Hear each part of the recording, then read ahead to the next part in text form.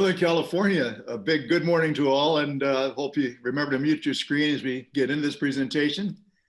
It's my pleasure to open this panel of the Health and Safety section of Sports Philanthropy world, and we're honored to be invited by Roy Kessel to discuss a topic of prime concern in sport, that of concussions. I'm blessed to have with me three outstanding panelists, and they'll join me in looking at this problem from different perspectives. We'll introduce each other at the start of our respective presentations, and there'll be time for questions at the end. So feel free to submit them on chat. I will lead off, followed by Brent Novoselsky, then Drew Ferguson, and finally, Carl Offrey. My name is Dick Gould, and I'm a tennis coach. I taught and coached 2 years in high school, including football, 4 years at a community college, 38 years at Stanford University, followed by 14 years in Stanford's athletic administration. When I retired from Stanford, I immediately joined an organization called Teach AIDS. Let me tell you a little more about it and about what we do, and bear with me while I turn on my screen share.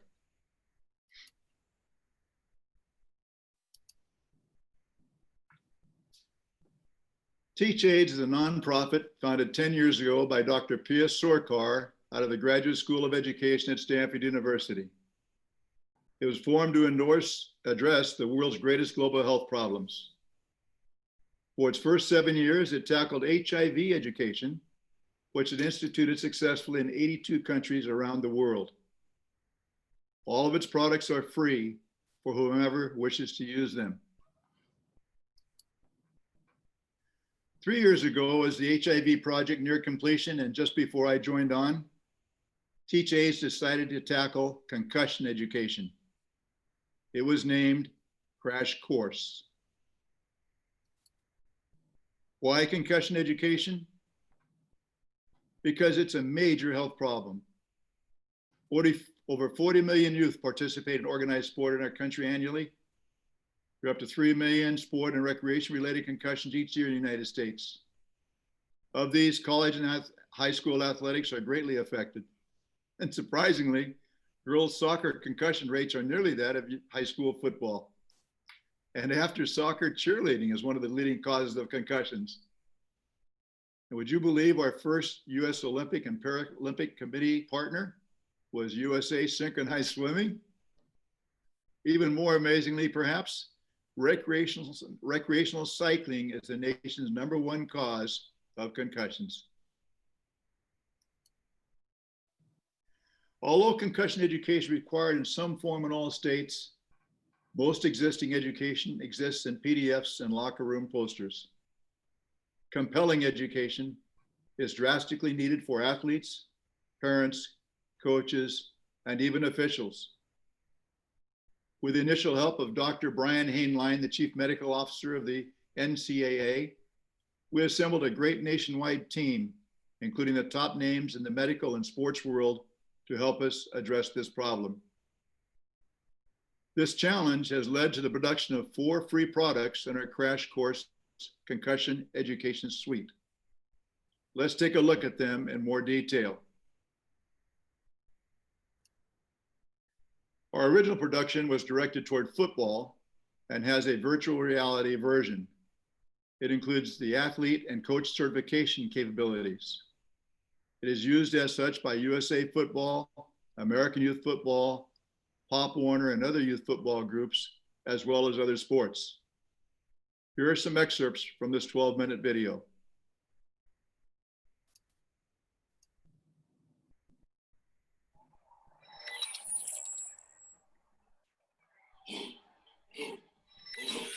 All night long, all game long, offense like, defense like, RP's like, let's get it up, man.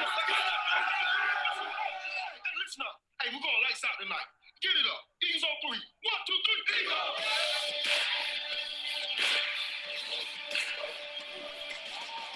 It's Friday night, and that means football. Ted Robinson bringing you tonight's rivalry game between the Mount Pleasant Eagles and the Springfield Ravens, a win crucial for either team's chances to make the playoffs. Springfield has won the toss, and they've elected to receive. Here's the kick from Mount Pleasant that gets us underway.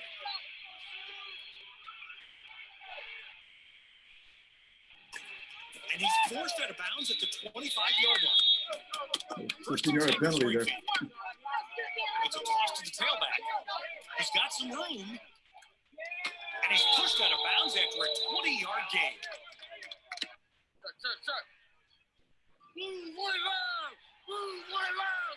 Here's the snap. It's a handoff. Ooh, the running back takes a big hit, and he's stopped behind the line for a loss. Oh, he's very slow getting up. Let's hope he's okay. Come on, man. Let's go. You good? Hey, you all right?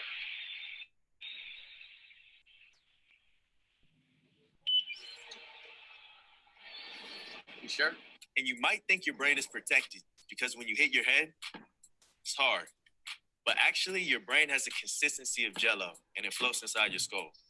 So the first concussion could cause a big problem.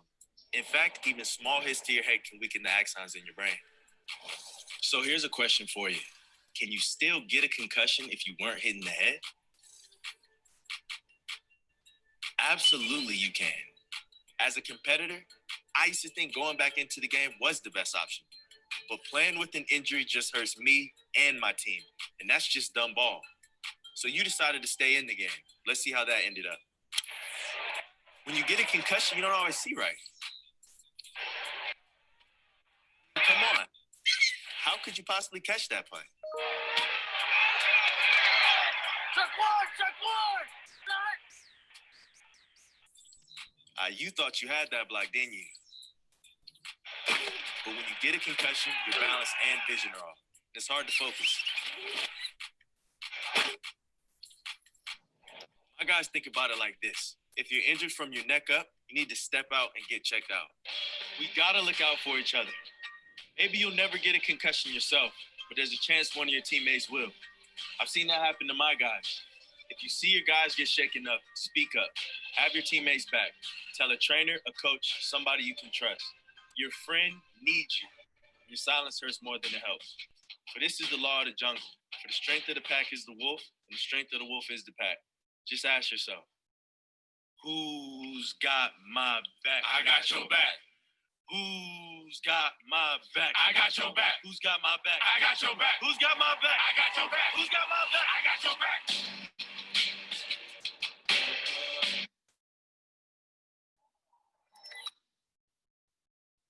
As our second product, and also in VR, we selected a more universal activity, cycling, to illustrate the complexity and the fragility of the human brain.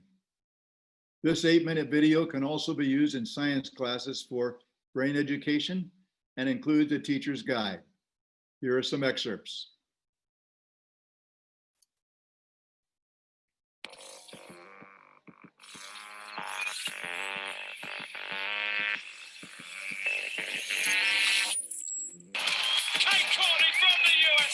World champion in 2018, overall World Cup winner in 2019.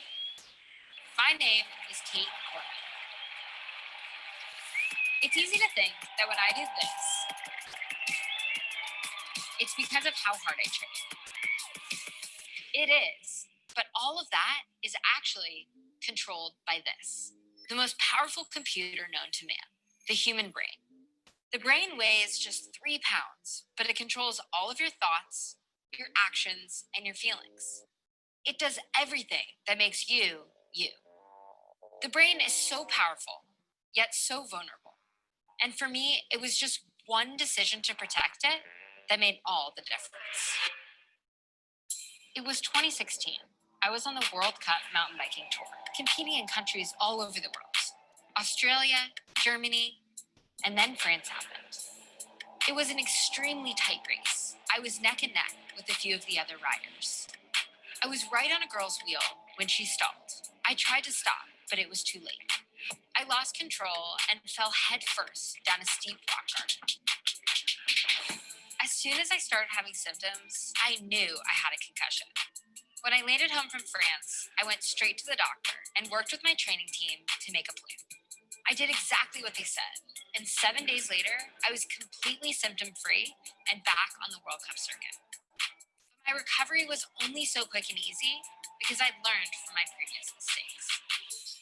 4 years earlier, I had my first concussion, but I didn't recognize the symptoms. I was doing poorly in school and struggling to concentrate. I brushed off my headache and nausea and just kept going. I didn't report because I didn't know those were the symptoms of a concussion.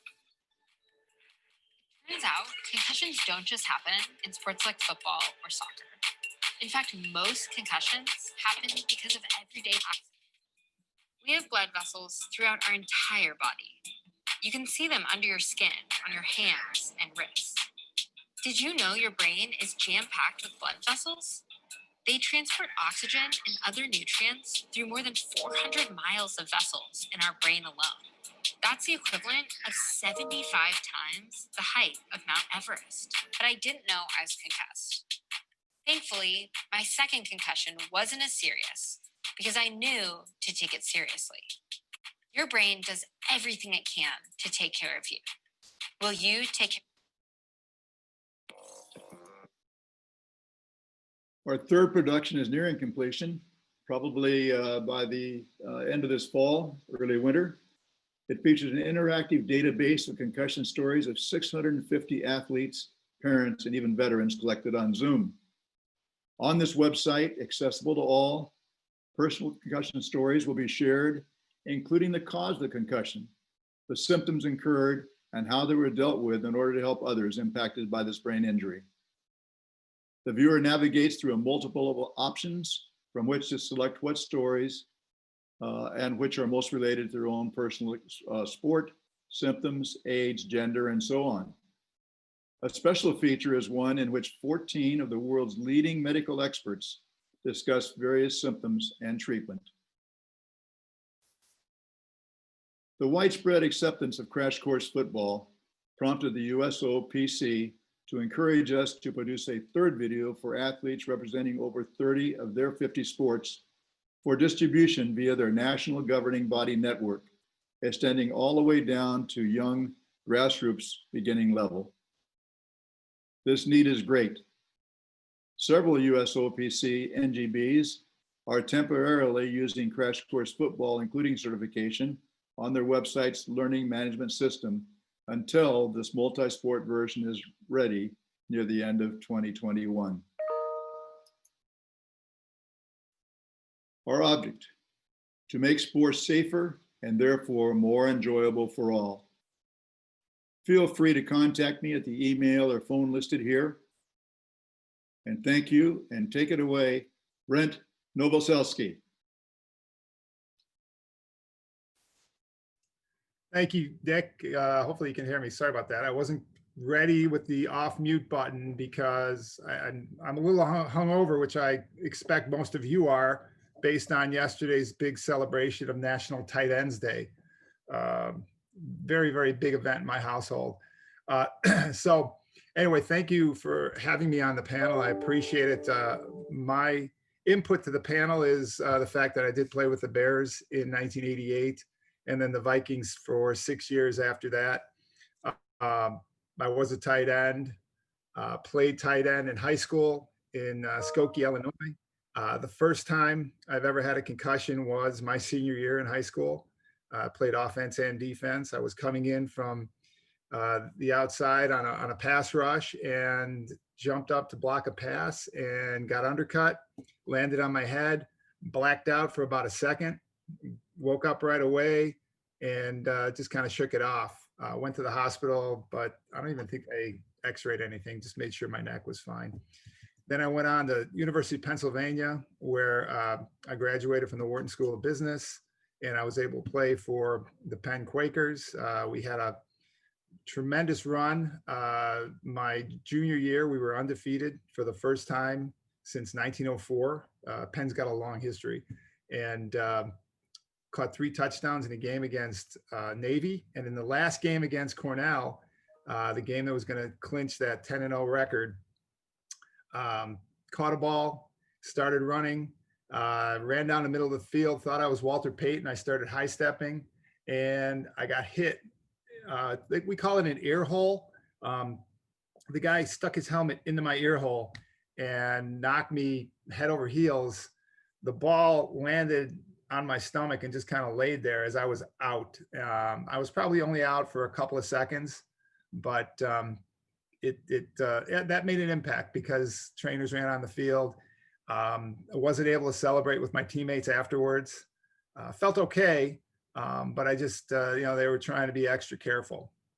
So those are the only 2 times I had a concussion prior to my pro days. Got on the Bears, Vikings, I was a second, third string tight end. I was always a guy on the bubble. So I was a special teams guy. And special teams guys back in the late 80s, early 90s, they used to call us the Nut Squad because we were a little nuts. And you know what? It was actually a lot of fun. The helmets that we used, I went through a couple helmets. I went through face masks a lot because at the time we were taught to bow our neck and hit with our forehead, see what we hit. And that was basically to protect your spine, which is a little ironic because what knocked me out of the game was a spinal issue. But in over 100 games, I made over 100 tackles on special teams. I was a tight end on offense, caught a couple touchdowns, was captain of the special teams, and had a blast. And people ask, well, what's it like to play special teams in the NFL? And what I always tell them is, well, get a helmet, go drive out to a wooded area, put the helmet on, close your eyes, and run as fast as you can. And when you get knocked down by the first tree, get up as quick as you can and keep sprinting. When you get hit by the second tree, you can open your eyes. And that really is special teams back in the day. Now, not so much because of all the safety that's gone into it, which I understand. But us old guys are kind of like, yeah, where's all the fun? But concussions are a serious issue. And about my second or third year in the league, I started to get what later would be diagnosed as concussions pretty much every other game. And as my career went on and on, sort of realized that I was getting them pretty much every game, and they wouldn't manifest themselves. They would manifest themselves with visual. I had a visual issue where the first hit I would take, my head would snap back, and I would have this striation across my eyes. I just have a line that was like a floater that I couldn't really concentrate. I kind of felt like, I don't know if any of you got the $6 Million Man figure where it had the little thing where you look through the eye, through the head. Well, I kind of felt like I was outside of my body looking down through my head and trying to play a game that was moving quick. Now, the fortunate thing was we wore different color jerseys. We'd be dark and they'd be white, or we'd be white and they'd be dark. So I could see enough to hit the other color. But if somebody were to throw me a pass during that situation, the ball probably would have lodged in my face mask, and I would have been lucky to catch it. So I did end my career because of a neck injury back in 1994. But like I said, if that hadn't ended it, more than likely the constant issues I was having would have. On Tuesdays, which were our days off, I'd be sitting on the couch and shake my head a little bit, and I literally could hear the ocean, which probably wasn't a good thing. But like in Dick's video, it's jello. Your brain's jello, and you just swish your head, and something's not quite right there. Never really affected my thinking or my memory at the time, because that's how I made my business. I would know my plays, I would memorize the plays, and I would make sure I could pull them off. Since then, since I've retired, I've gotten involved more with concussions, and been deeply involved with the NFL Players Association, the union here in Chicago, the former players. I've sat on the board for years. I was a treasurer, president. Now I'm executive vice president.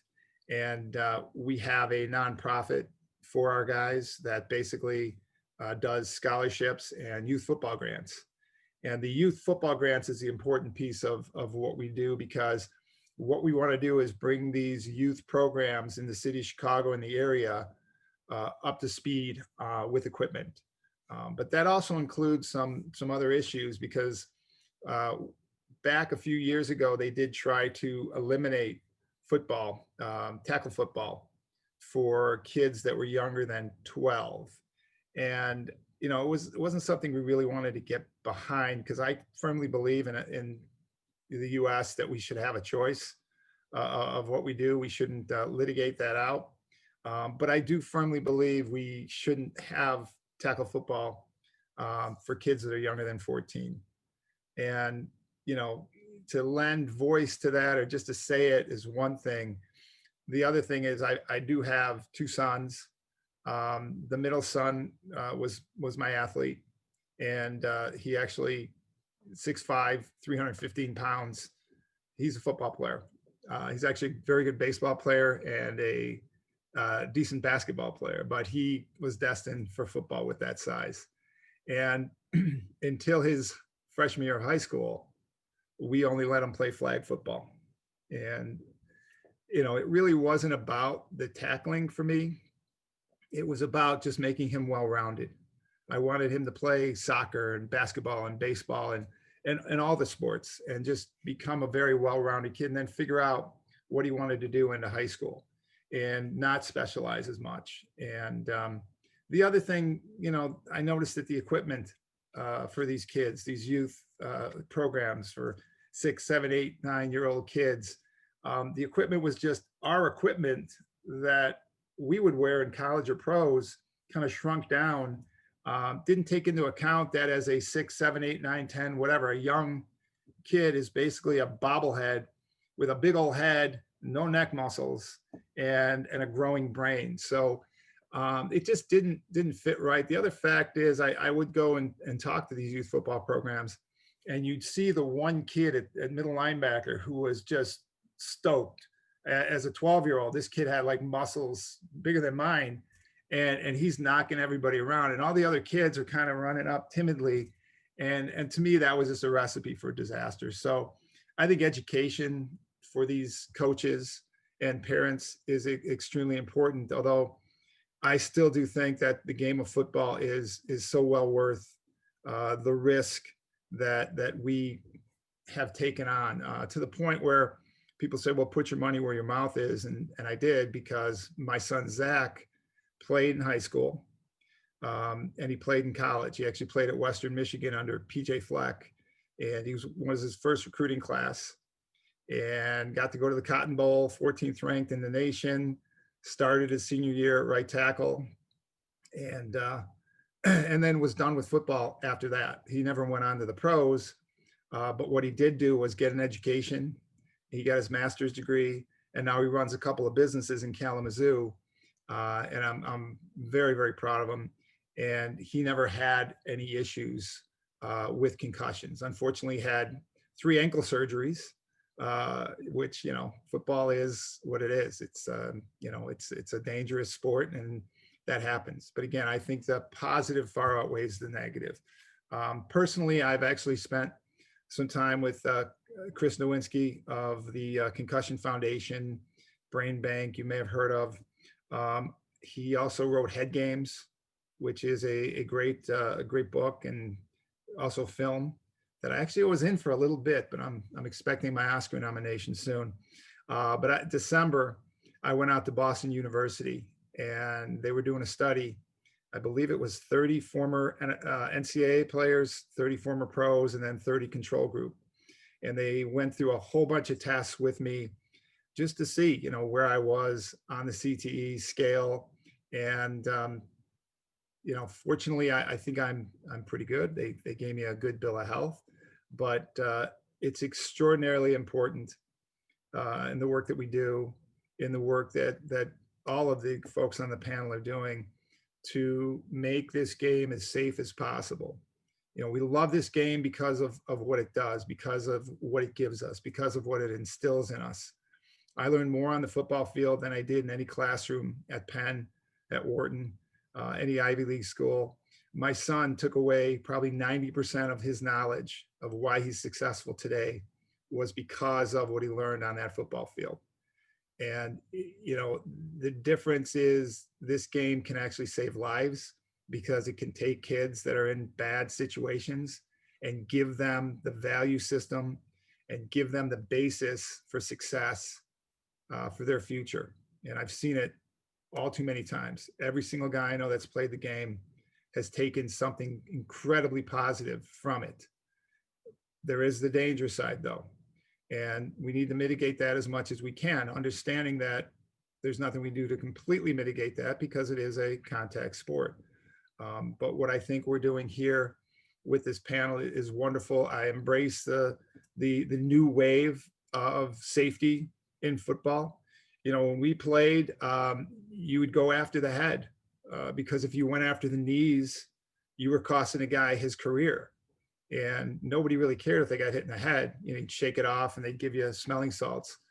But, you know, we've gotten a little smarter now. And just because we did something in the past doesn't mean it needs to be done that way for the future. I remember 1983 when I was a senior in high school. For 3 years prior, we had gone to double sessions. We ran until we puked. We didn't have water. You know, we got yelled at. And all of a sudden, the summer of '83, there were 2 kids that passed away in Texas because of dehydration. And all of a sudden, we walked into camp. Every 5 minutes, coaches were asking us, "You need some water. You need some water." And it was kind of weird. And we thought kind of frilly. But looking back and, you know, seeing what's going on now, understanding that, look, we just didn't know what we didn't know. Now we do. So now that we're armed with that knowledge, what do we do? And a real easy thing would be, oh, let's just get rid of the game. And I can't get behind that at all because this game is too great in all facets. But things do need to change. So we're behind that. The youth football, it can change, and it can change in different ways. And there's really great people behind it. And just excited to hear what they have to say, and appreciate you all coming on here and listen to me babble. Hopefully it made a little bit of sense. And I just appreciate all of you being here. The one thing that I did take away from Chris Nowinski's presentation that he just did for us was he said that they had come away with a study that said the risk of CTE actually drops in half if you can delay playing tackle football for about 3 years. And to me, that laid down with my ethics and what I always thought, which is, you know, have these kids do whatever they, you know, have them go out there, have fun, have them play touch. And then when they're ready to head to high school, if they want to step over, they can step over. So just my personal opinion, but appreciate you having me. And it's my pleasure to introduce to you Drew Ferguson. Drew.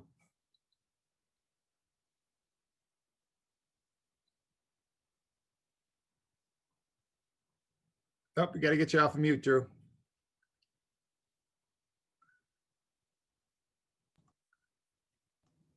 All right. Thank you. Pleasure to be here. And I just want to add a little different perspective. And Dick and Brett gave a great presentation, and we all understand how serious a problem concussions are. But if you look at the sports pyramid in this country, you've got about 10,000 professional athletes in all sports. And under that, you've got 500,000 collegiate athletes at NIA and NCAA. And under that, you've got 6.7 to 6.8 high school athletes nationwide. But under that, in the 14 and under youth associations, we've got about 67 million kids. And it's truly like the Wild Wild West in terms of rules and regulations. And the best way to attack it that we've found, and we've worked with multiple advocacy groups like that, Aspen Institute's Play Safe, the National Center for Youth Sports that Wayne Moss heads up out of Atlanta. And I've been involved with Dr. Bob Cantu, and the Boston group that you mentioned with Bob Stern and Ann McKee and Chris Nowinski. Highly recommend his book, Head Games, that you mentioned, as well as Dr. Cantu's book, Concussions in Kids. But what we did, and Jack Crow, legendary head coach at Arkansas and Jacksonville State, and Bo Jackson's offensive coordinator at Auburn, realized the importance of education for this underserved group. So 3 years ago, we formed the Coach Safely Foundation, a nonprofit 501c3 educational group. And we went to the Alabama legislature to pass a statewide law mandating education for all coaches 14 and under in every municipality in the state. We have 67 counties in Alabama, and within those 67 counties, we have 426 municipalities. We went to the State Park and Rec Association, and they are in the 96 largest cities in the state, and signed a 10-year agreement with them to be their educator for all their coaches in all sports. And we have 70% of our state is rural.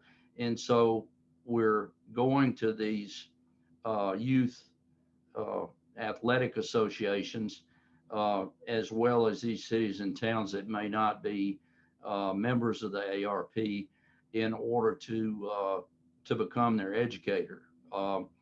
Looking at the need for that, you have to get public policy rules, regulations, just like you have safety rules. If you look at the high schools through the National Federation of High Schools, every state has a executive director. In Alabama, Steve Savarese is ours for the Alabama High School Athletic Association. I serve on his medical advisory board, and we make recommendations to the High School Athletic Association. It's up to them to make it either a rule or recommendation depending on their resources. And a lot of these rural areas do not have EMS or paramedics. They have volunteer fire departments. So it makes common sense to have safety and regulations, but then you have to look at what their resources are. In case of concussions, we have one of the highest percentages because the High School Athletic Association can police that. And before you can coach, you have to have that concussion education, as well as heat and hydration, CPR, and all these other safety things before you can. But 14 and under, there wasn't any mandate. And so we've made great inroads in educating over 14,000 of them in the past year. And we're working on expanding our network to other states as we speak. But looking at that issue, and it's not only a football issue, as Dick mentioned, girls soccer and lacrosse and these other contact sports, we feel it's very important to have the parent buy-in as well as the coaches. And at this level, most of the coaches are volunteer parents because their kids are participating. And there's a high rate of turnover within that group because as their kids get older and move up, a new set of parents will come in. And so we had it mandated that this education has to be done on an annual basis. We have 10 modules. Concussion is 2 of those modules, along with our module on mental health.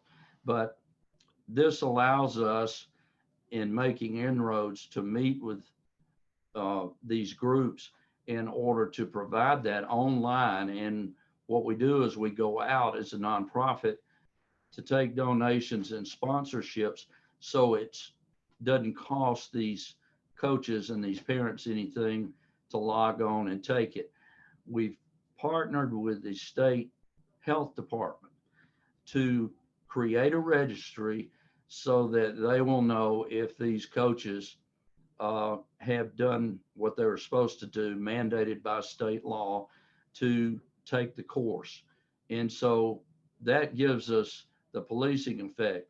The other side of this, understanding the nature of concussions, and it is a public health issue, it's also a liability. And so looking at it from a liability standpoint, with park and recreation in the largest cities, they have their own facilities, and they have to have insurance and underwriters for those facilities. But in the rural areas, they are practicing and playing on school property, and they have travel leagues that come in to use the school property and the city's park and rec. And these travel leagues a lot of times are from out of state that come in, and we're working on making a mandate that their coaches also have to have that education. So it's a multifaceted problem that demands multi-specialists in terms of treating it. Once we passed our statewide law here in Alabama, we had our concussion rules added to the high school rule book in 2010, passed our statewide law mandating concussion education in 2011 that covers any child involved in organized sports age K through 12. And so that covered the youth associations underneath the middle school in order to get them educated. And we've made great strides in getting the word out, but there's still some rural areas in the state that don't understand that we do have that state mandate. But we formed our own concussion clinic. I serve as director of sports medicine here at Children's Hospital in Birmingham, and excuse me, as also a CEO of our nonprofit foundation, working together to provide the education. But we highly recommend a multi-specialty approach to treating concussions, from emergency room to athletic trainers to neurologists, primary care physicians, neurosurgeons, optometrists. All of these multi-specialties need to be involved in the care. Fortunately, 80 to 85% clear up in a week to 10 days. But once the rule is enforced where if they have any symptoms, they have to come out of the practice or game and can't return until they have a physician's okay, which means they go through the concussion protocol that takes 5 days from after all of their symptoms are gone, so that they can go through a series of progression from increasing their heart rate to see if their headaches come back to working towards a higher skill set in terms of football, coming back to non-contact to full contact before they would be allowed to practice or play. And they've made a lot of strides in adding rules to the high school rule book that we've added to a lot of youth football.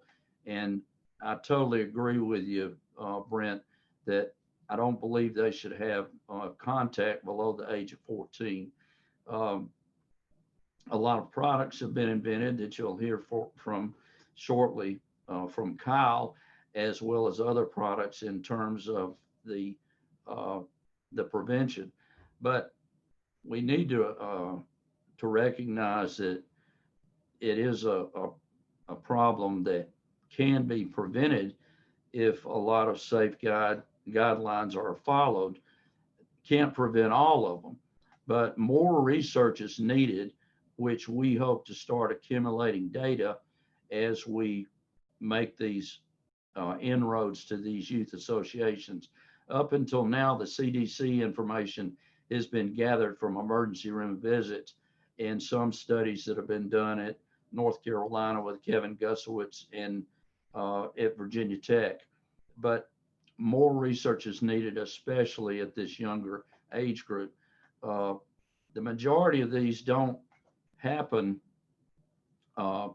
in these developing brains because of one blow. It could be accumulative blows over time that we don't know. And totally agree with Chris Norwinski in that reducing the number of years of contact football is definitely going to have an effect on CTE in the development of CTE over time. So in summary, you need to have some sort of mandate with the governing bodies, whether it's a national group or local group, to accept the fact that this education is needed. And I applaud Dick's group with what they're doing and the other groups so that we can come to a consensus to establish a standard of care in terms of recognition and treatment. Excuse me. And with that, I hope that that Kyle is here. I know that he was going to be delayed. If he's not, It's Brent. Sorry, Kyle is not going to be able to be on the call. I just got an email from him. Well, if we could open it up for questions, be glad. Dick and Brent and I'd be glad to answer them. I'm going to start it off. I'm going to ask Drew. I'm going to ask you and Dick a question, just because I'm curious.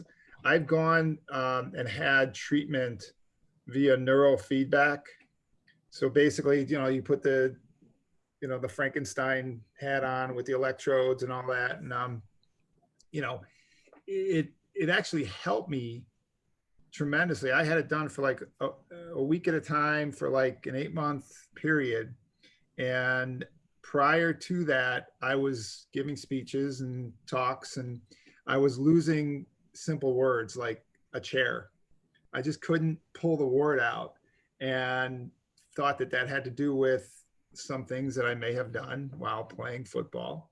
And this neurofeedback was electric stim to loosen up, I guess, the scabs in my brain, so to speak.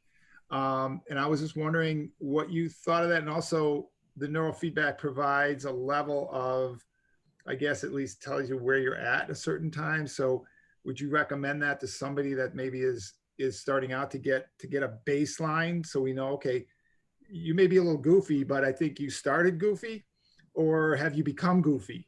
And apologize about the flippant terms, but any history? Have you had any experience with that at all? Yes.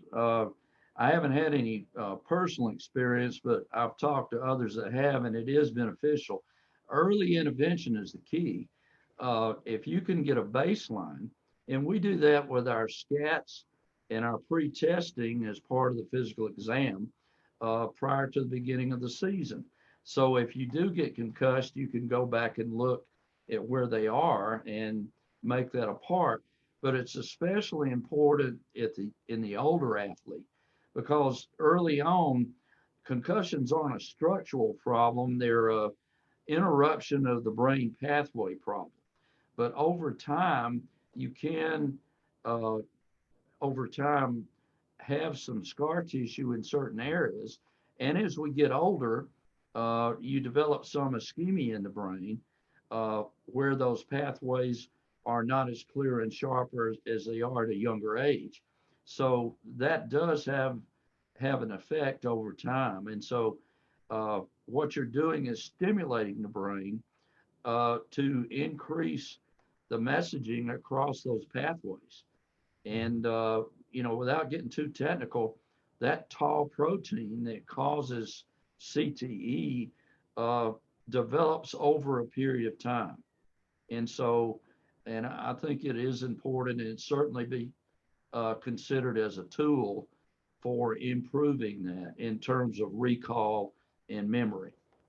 There's several centers now in the country. I think there's one in Denver as an example, or in our mountain states, where they actually, I guess the point is you can retrain the neurons that have been damaged by tau or whatever. And they're finding that certain stimulus to certain areas of the brain that seem to be affected over and over and over again, as you talk about, it happened to you, I think, Drew, Brent, can be helpful. And it's a lot of good science coming out of this. And yeah.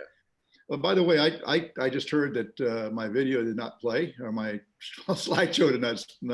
You're much better looking at a blank screen than looking at me anyway. So, but I heard it didn't play. So I would be very happy to email to anyone to you our 12-minute video on Crash Course Football and the one on the brain fly through.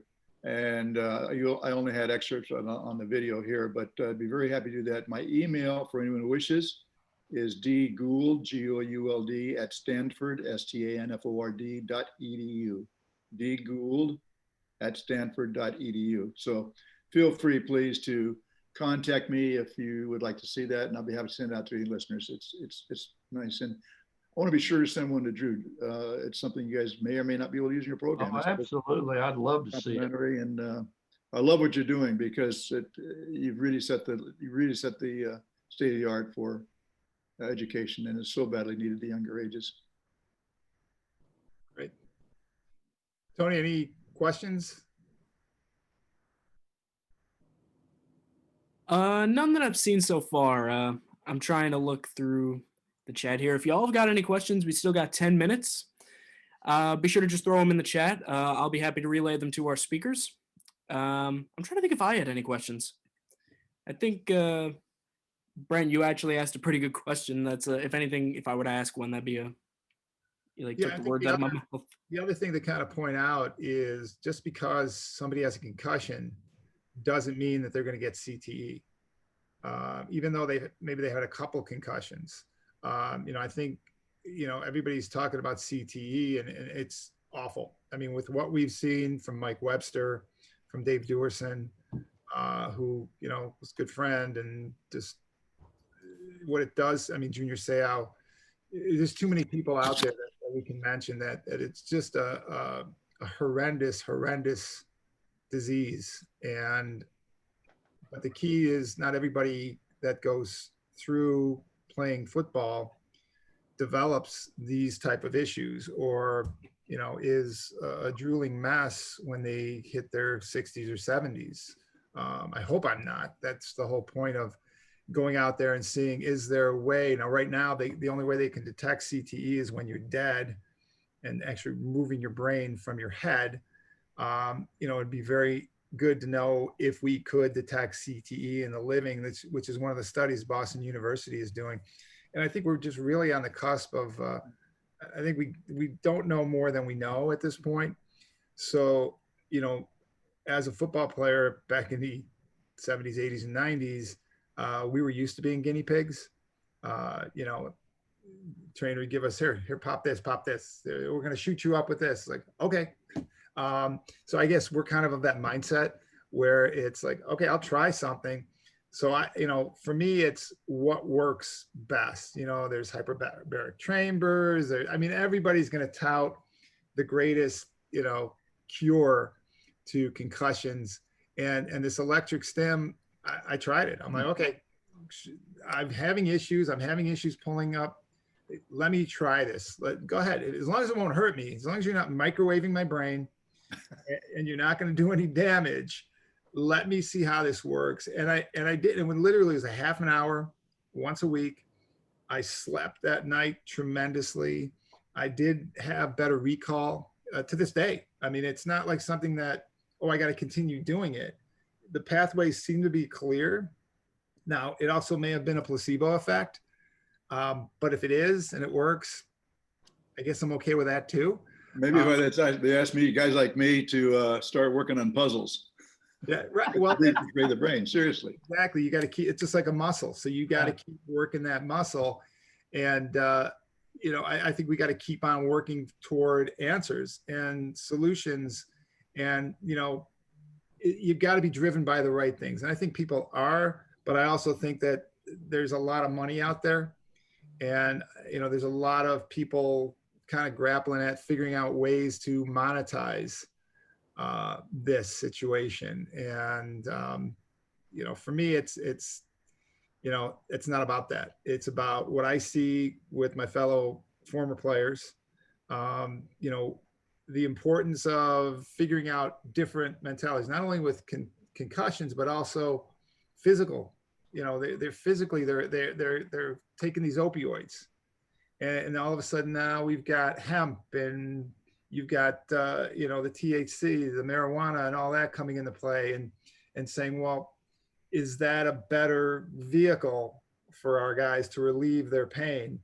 We've got a program here in Chicago where we use muscle to eliminate pain. I've actually got my workout is twice a week, and it's muscles around the pain spots, and it's very highly coached.